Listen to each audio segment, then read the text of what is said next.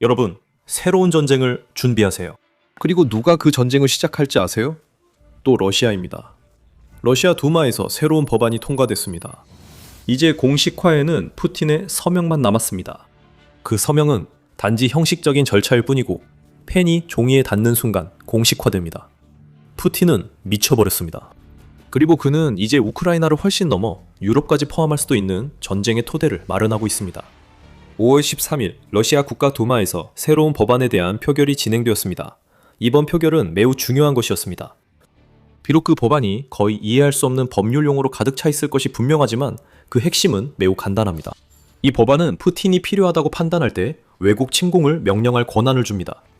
법안에 그렇게 명확히 쓰여 있진 않습니다. 그 침공 명령은 러시아가 자국 시민을 다른 나라에서의 어떤 위협으로부터 보호해야 한다고 믿을 수 있습니다. 하지만 그것은 사실상 연막에 불과합니다. 이른바 보호 조치는 러시아 시민이 외국 정부, 국제법원, 그리고 러시아가 속하지 않은 국제기구에 의해 조사, 체포, 재판을 받거나 폴리티코의 표현대로 어떤 식으로든 학대를 당하는 경우까지 확장됩니다. 즉, 러시아는 어떤 나라도 충족할 수 없는 불가능한 조건을 만든 것입니다. 어느 나라든 러시아인에게 그들의 영토에서 무엇이든 할 수 있도록 무제한 허가를 주거나 아니면 푸틴이 개인을 보호한다는 명목으로 침공을 선언할 위험을 감수해야 합니다. 이 법에는 실제로 논리적인 근거가 전혀 없으며 그게 바로 요점입니다. 이 법은 오직 푸틴이 언제든지 새로운 침공을 시작할 수 있는 거짓 구실을 제공하기 위해 존재하는 것입니다. 그 법안은 이미 통과되었고 이제 푸틴이 서명만 하면 공식적으로 러시아 법이 됩니다. 푸틴이 자신을 화나게 한 나라를 침공할 권한을 스스로 줄지 논의할 필요조차 없습니다. 이 법안은 크렘린궁에서 나왔고 책임자들은 푸틴과 측근들의 말을 들었을 겁니다. 솔직히 말합시다. 푸틴이 애초에 이 법안이 존재하게 만든 장본인이고 그가 이 법안에 서명하지 않을 가능성은 전혀 없습니다. 물론 푸틴은 서명할 것입니다. 이 법안은 그가 원하는 모든 것을 주기 때문에 그의 광기를 우크라이나뿐만 아니라 더 넓은 곳에 퍼뜨릴 수 있게 해줍니다. 사실 푸틴은 이미 러시아의 시선을 다음에 어디로 돌릴지 암시하기 시작했습니다. 이제 상황이 심각해질 것이며 곧 추가 내용을 공개하겠습니다. 하지만 먼저 러시아 국가 두마 의장인 베체슬라프 볼로딘이 푸틴이 새로운 법안을 서명할 준비가 되면서 러시아가 앞으로 만들어낼 내러티브에 대해 꽤 명확한 신호를 주었습니다. 서방의 사법제도는 유럽 관료들이 강요한 결정에 동의하지 않는 사람들을 탄압하는 억압기계가 되었습니다. 이런 상황에서 해외에 있는 우리 국민들의 보호를 보장하기 위해 가능한 모든 조치를 취하는 것이 중요하다고 볼로딘은 법안이 국가 두마를 통과한 후 선언했습니다.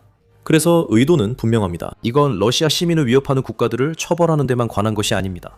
이 법안은 서방과 그들의 이른바 정당성이 없는 법체계의 본때를 보여주려는 데 초점을 둡니다. 즉, 전쟁이든 다른 일이든 우리 범죄에 대해 러시아인들에게 책임을 묻지 말라는 말입니다. 조롱은 제치고 이 법안이 크게 영향을 줄 세 집단에 대해 말씀드리겠습니다. 첫째, 우크라이나가 있습니다. 이 법안에서 쓰이는 언어와 푸틴이 우크라이나 침공에 내세운 명분은 많은 유사점이 있다는 점을 부인할 수 없습니다. 유로뉴스가 지적하듯이 푸틴은 2022년 2월 우크라이나를 전면 침공한 여러 이유 중 하나로 러시아 시민들과 러시아어를 사용하는 인구를 보호해야 한다는 거짓 주장을 내세웠습니다. 하지만 그때 푸틴은 침공을 전쟁이라 부를 체계가 없었습니다. 그는 이를 선전 목적으로도 그리고 우크라이나가 너무 빨리 무너질 것이라고 믿었기 때문에 전쟁이 일어나지도 않을 것이니 계속 그 용어를 쓸 수 있을 것이라는 생각에서 특별 군사작전이라고 불렀습니다. 우크라이나 상황은 푸틴의 계획과 달랐지만 국가두마가 러시아 내에서 그의 침공을 합법화하는 법안을 통과시켰습니다. 그것은 우크라이나에게 위험한 일입니다. 푸틴이 침공을 특별 군사작전이 아닌 전쟁으로 부르면 러시아 군대 동원의 길이 열립니다. 우크라이나 대통령 볼로디미르 젤렌스키는 이것이 사실일 수 있다고 믿고 있습니다.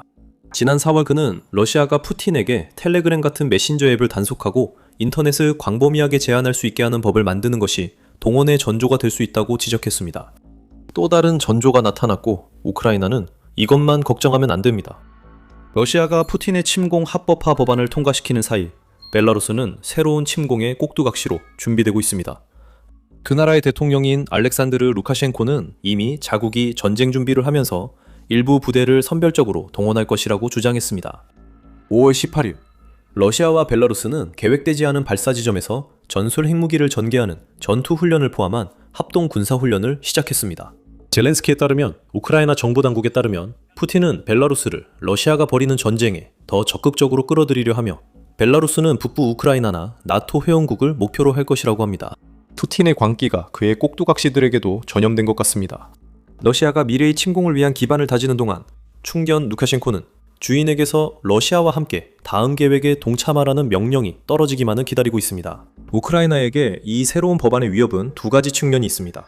푸틴이 이를 동원 정당화에 이용할 수 있고 다른 국가들을 전쟁에 끌어들일 수 있기 때문입니다. 하지만 서방에 있어 이 새로운 법에서 비롯된 위협은 훨씬 더 큽니다. 젤렌스키도 그 사실을 알고 있습니다. 그래서 그는 벨라루스를 통한 나토 국가에 대한 잠재적 공격 가능성을 언급한 것입니다. 하지만 이 모든 것이 서방에 어떤 의미가 있는지 더 깊이 파헤치기 전에 우리는 러시아가 이 새로운 법을 다른 나라, 즉 아르메니아에서 어떻게 사용할지에 대한 청사진을 만들기 시작하는 모습을 볼 수 있습니다. 이제 아르메니아는 러시아와의 관계에 있어서 흥미로운 사례입니다. 수년 동안 러시아는 아르메니아와 아제르바이잔 사이의 긴장을 이용해 아르메니아에 대한 영향력을 행사해 왔습니다. 하지만 2026년에 무언가가 변했습니다. 카네기 국제평화재단은 2월 3일 기사에서 그 변화를 강조했습니다. 그 기사에 따르면 아르메니아 국가안보회의 의장은 2026년 최대 위협으로 제3국의 하이브리드 위협을 지목했습니다. 여기서 제3국은 러시아를 의미합니다. 아르메니아 관리들은 러시아의 자국 내 행동을 더 대담하게 은근히 비판하고 있습니다. 아르메니아 총리 니콜 파신얀은 아르메니아 사도교회의 일부 고위 성직자들이 아르메니아 자체의 이익보다 어떤 제3국의 이익을 더 많이 대변하는 것 같다고 주장했습니다. 다른 관리들도 푸틴이 되돌리고 싶어하는 소련 시절을 언급할 때 반제국주의 언어를 쓰기 시작했습니다. 요컨대 현재 아르메니아에서는 러시아화에 대한 강력한 반발 움직임이 일어나고 있으며 이것이 푸틴을 화나게 만들었습니다. 5월 10일 기자회견에서 푸틴은 파시냔에게 아르메니아가 유럽연합과 유라시아 경제연합 EAEU 중에서 선택하도록 하는 국민투표를 실시하라고 압박했습니다. 유라시아 경제연합은 러시아가 큰 영향력을 행사하는 곳입니다. 푸틴이 이렇게 하는 이유는 아르메니아가 유럽연합 가입을 추진하면서 EU와 점점 더 가까워지고 있다는 사실을 알고 있기 때문입니다. 푸틴은 그것을 원하지 않습니다. 그는 아르메니아가 서방과 더 가까워질 경우 발생할 수 있는 특정 상황들에 대해 경고했으며 만약 현재의 길을 계속 간다면 우크라이나와 같은 상황에 직면할 수 있다고까지 말했습니다. 푸틴은 표를 매수하거나 조작할 수 있어 국민투표를 원합니다. 조작에 관해 말하면 아르메니아의 정보 환경에서 흥미로운 전개가 보이기 시작합니다. 5월 15일 러시아 국가두마가 법안을 통과시킨 지 이틀 만에 밀리타르니는 러시아 허위정보 네트워크가 아르메니아에 충격적 허위정보를 퍼뜨리고 있다고 보도했습니다. 그 캠페인은 보도 몇 달 전 시작됐고 러시아 네트워크가 조작된 이미지, 영상을 공개하며 아르메니아가 푸틴 뜻을 따르지 않으면 러시아와 전쟁이 일어날 수 있다는 생각을 퍼뜨리고 있습니다. 예를 들어 3월 초에 퍼지기 시작한 한 영상은 전쟁 연구소가 다가오는 6월 선거에서 파시냔이 승리하면 러시아와의 충돌이 불가피하다고 말했다는 허위 주장을 했습니다. 다른 영상들은 파시냔이 프랑스와 비밀 협상을 했으며 마크롱 대통령이 아르메니아가 러시아와 전쟁 시 파시냔을 지원하겠다고 제안했다는 주장도 있었습니다. 러시아 캠페인에서 확인된 영상은 최소 20개였고 이 캠페인은 조작과 협박을 목적으로 한 것으로 보입니다. 계획이 실행되고 있습니다. 먼저 러시아와 관계가 있는 국가를 위협하고 그 나라를 푸틴 뜻대로 움직이도록 조종하려 합니다. 셋째, 그 국가가 따르지 않으면 푸틴이 러시아 시민 보호를 위해 침공할 수 있도록 허용하는 법이 이미 마련되어 있습니다. 아르메니아에는 러시아 시민들이 많이 있었습니다. 어서바토리오 발카니코 카소 트랜스우로파에 따르면 2022년 1분기에 14만 2천 명의 러시아인이 아르메니아에 왔습니다. 많은 사람들이 푸틴의 전쟁을 피해 아르메니아로 갔습니다. 이제 그들 중 누구든 푸틴이 굴복시키지 못하는 나라를 공격하는 구실이 될 수 있습니다. 우크라이나 사태만으로는 푸틴이 2022년 2월에 시작한 침공보다 러시아가 더 많은 것을 준비하고 있다는 사실을 서방에 충분히 경고하지 못했다면 지금 아르메니아에서 벌어지고 있는 일과 러시아 국가두마가 최근 통과시킨 법안은 엄청난 경고 신호가 되어야 합니다. 이유를 논하기 전에 여기는 밀리터리 쇼입니다. 저희는 헤드라인이 아닌 전체 맥락을 전합니다. 유익하셨다면 분석을 놓치지 않게 구독을 고려해주세요. 아르메니아가 러시아의 새 법안으로 푸틴의 표적처럼 보이지만 실제 주요 목표는 서방입니다. 젤렌스키도 그렇게 말했습니다. 러시아의 새로운 법안은 푸틴이 러시아에 위협이 된다고 판단하는 어떤 서방 국가든 침공할 수 있는 길을 열어줍니다. 그리고 서방, 특히 나토의 유럽 회원국들이 러시아가 제기하는 위협을 모르는 것도 아닙니다. 5월 15일 독일 연방군 총감 카르스텐 브로이어는 러시아가 향후 몇 년 안에 어떤 형태로든 공격을 준비하고 있다고 주장했습니다. 여러 가지 지표들, 무기와 병력 증강, 경제적, 정치적 사건들이 모두 한 지점, 즉 2029년으로 모이고 있다고 브로이어는 선언했습니다. 그는 영국 국방참모총장인 공군 원수 리처드 나이튼의 지지를 받았습니다. 러시아는 우크라이나 전쟁을 통해 경험을 쌓고 신기술을 개발하며 푸틴은 주권 국가 공격 의지를 보여줬습니다. 나이튼은 러시아 국경에 가까워질수록 그 느낌이 더 강해진다고 브로이어와의 인터뷰에서 말했습니다. 말씀드린 대로 경종이 울려야 합니다. 푸틴을 가리키며 뭔가 음흉한 속셈이 있다고 선언하는 사람들도 있습니다. 지난 2월에는 스웨덴이 경종을 울렸습니다.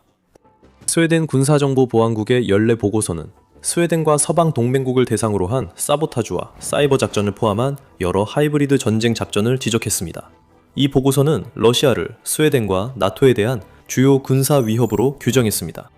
푸틴이 이제 거의 아무런 명분 없이도 다른 나라를 마음대로 침공할 수 있도록 스스로에게 허락을 내린 상황에서 그 위협은 이제 완전히 새로운 수준으로 올라갔습니다. 폴리티코는 EU 국방 관계자들이 앞으로 몇 년 동안 크렘린이 나토 동맹에 대한 서방의 전반적인 의지, 그리고 더 나아가 우크라이나에 대한 의지를 시험하고 압박할 수 있다고 보고 있다고 덧붙였습니다. 체코 정부의 전 국가안보고문 토마시 포야르는 이러한 시험이 발트해 지역이나 혹은 흑해 지역에 집중될 것이라고 봅니다. 포야르에 따르면 불가리아는 국방 예산이 발트 국가들보다 적어 표적이 될 수 있습니다. 이는 푸틴이 제기하는 위협을 우크라이나 침공 전부터 인식해온 발트 국가들과 차이가 있기 때문입니다. 아르메니아에서 진행되고 있는 것으로 보이는 청사진이 이러한 나토 동맹국들에 대해 사용되는 것을 우리가 보게 될까요? 만약 그렇다면 그것이 나토의 시험대가 될 것입니다. 러시아는 스스로 침공할 권한을 부여했고 나토 내 약한 국가를 이상적인 시험 대상으로 삼을 것입니다. 러시아가 침공해도 나토가 불가리아나 발트 3국을 즉시 방어하지 않으면 푸틴은 나토가 푸틴이 넘지 못하리라 보는 선보다 더 나아갈 수 있음을 알게 될 것입니다. 러시아의 새 법안은 푸틴에게 선택지를 주는데 중점을 둡니다. 푸틴은 우크라이나에서 자신의 전쟁을 러시아 국민들에게 정당화하며 동원령과 벨라루스 참전 기반을 마련할 수 있습니다. 아르메니아도 푸틴의 표적이 된 듯하고 러시아의 새 법으로 침공이 정당화될 조건이 모두 갖춰졌습니다. 그리고 서방에서는 푸틴이 수년간 제기해온 위협이 불편할 정도로 현실이 되어가고 있습니다. 이제 푸틴은 연중 3만 명의 러시아인이 거주하는 불가리아 등 국가에 대한 공격도 법적으로 정당화할 근거를 갖추게 됐습니다. 이는 2021년 뉴 지오폴리티크스 리서치 네트워크의 수치에 근거합니다. 또는 수만 명의 러시아 시민들이 고향으로 삼고 있는 발트 3국도 마찬가지입니다. 모든 징후가 러시아의 새로운 전쟁 시작을 시사합니다. 그러나 중요한 질문이 남아 있습니다. 러시아는 자신들이 시작하려는 그런 종류의 전투를 치를 준비가 되어 있을까요? 아르메니아 같은 나라에서는 그렇다고 할 수 있습니다. 145개국 군사력 순위에서 글로벌 파이어 파워는 아르메니아를 101위에 올려놓았습니다. 이 나라의 군인은 6만 5천 명에 불과하며 공군, 해군, 육군 전력도 거의 없습니다. 러시아와 비교하면 더 두드러집니다. 이런 상황에서 푸틴이 아르메니아를 공격하면 우크라이나에서 기대한 신속한 승리를 실제로 거둘 가능성이 높습니다. 하지만 푸틴이 나토 국가로 눈을 돌리고 결정적으로 나토가 러시아의 침공에 전면적으로 대응한다고 가정해봅시다. 그것이 푸틴에게는 최악 중에 최악의 시나리오입니다. 특히 그가 아직 우크라이나를 침공 중인 상황에서 또 다른 침공을 감행한다면 더욱 그렇습니다. 우크라이나가 러시아에 입힌 피해는 이미 확인되었습니다. 우크라이나 재무부에 따르면 5월 18일 기준 러시아 사상자는 135만 명을 넘어 계속 증가 중입니다. 숫자가 매우 큽니다. 또 우크라이나는 러시아가 벌이는 전쟁 방식에 맞서 유럽 파트너들의 방어 전략 수립을 도울 의지가 있다는 점도 기억하세요. 우크라이나가 여전히 변수로 남아있는 한 푸틴이 나토와 동맹을 맺은 국가를 침공하는 것은 어리석은 일일 것입니다. 러시아가 우크라이나에서 성공해 나토 회원국을 공격하면 상황이 더 복잡해집니다. 하지만 러시아의 성공은 보장되지 않습니다. 미국이 그 나토 대응에 참여한다면 러시아는 거의 모든 면에서 수적으로나 활용면에서 열세에 놓이게 됩니다. 특히 우크라이나에서 수년간 전투를 치른 이후에는 더욱 그렇습니다. 미국의 개입은 확실하지 않습니다. 도널드 트럼프 대통령은 미국의 나토 탈퇴를 여러 번 시사했으며 러시아가 소규모 나토 회원국을 침공해도 미국이 개입하지 않아야 한다는 근거로 이를 이용할 수 있습니다. 미국이 빠진다면 유럽의 나토 회원국들은 러시아와 충분히 맞설 수 있을 것입니다. 하지만 서류상 전력이 전부는 아닙니다. 뉴스위크는 러시아 전쟁 방식에 대한 경험 부족이 나토 유럽 회원국들의 특히 지상전에서 문제가 될 수 있다고 지적합니다. 유럽은 공중전에서 분명한 우위를 점할 수 있지만 러시아 해군이 워낙 방대하기 때문에 유럽의 전함들이 더 첨단이고 잘 정비되어 있더라도 러시아가 이를 압도할 수 있습니다. 그리고 물론 러시아는 핵무기를 보유하고 있습니다. 군비통제협회에 따르면 러시아는 5,580기의 핵무기를 보유하고 있는 반면 프랑스와 영국이 합쳐서 보유한 핵무기는 515기에 불과합니다. 많은 사람들이 예상하는 것보다 훨씬 더 팽팽한 싸움이 될 가능성이 높습니다.